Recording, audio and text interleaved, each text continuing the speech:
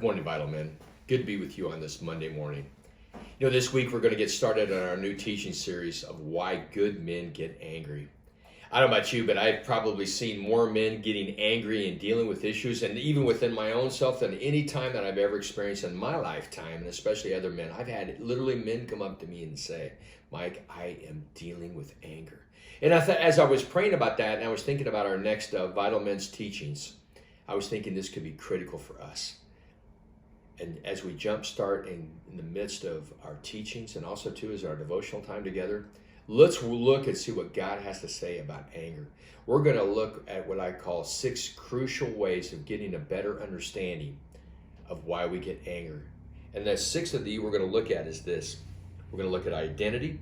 We're going to look at respect, control, pride, forgiveness, and blessings. You know, as today we're going to start out looking at identity. That's a major core issue. I love what Galatians 2:20 says. This is Paul writing to us. He says, the moment you trusted Christ, your old self was cut off, crucified. When you had been by nature a child of wrath, you are no more. At that moment, you are a new man.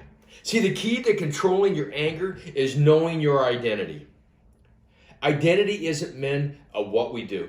It isn't at the place we work. It isn't what we do. It isn't about our children. It isn't about our wives, about what we drive, our different hobbies that we do. That is not our identity.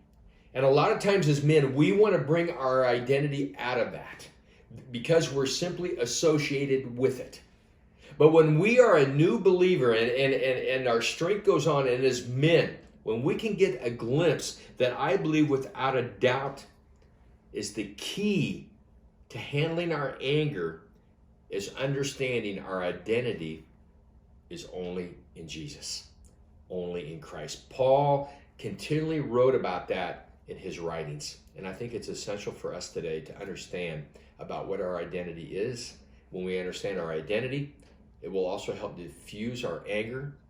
And I believe it's the key, because when we know and we have Christ in us and he has filled us, and we know our identity comes from him, he takes our anger to a place to where anger can be good. It's only anger is wrong is when it becomes sin.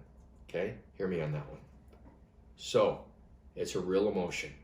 It's okay to get angry, but it's not okay if we do it and dispel it in the wrong ways by our actions and our motives. And we're going to see that. So I encourage you, only our identity is in Jesus Christ alone. Next week, we're going to talk about respect. Have a great week.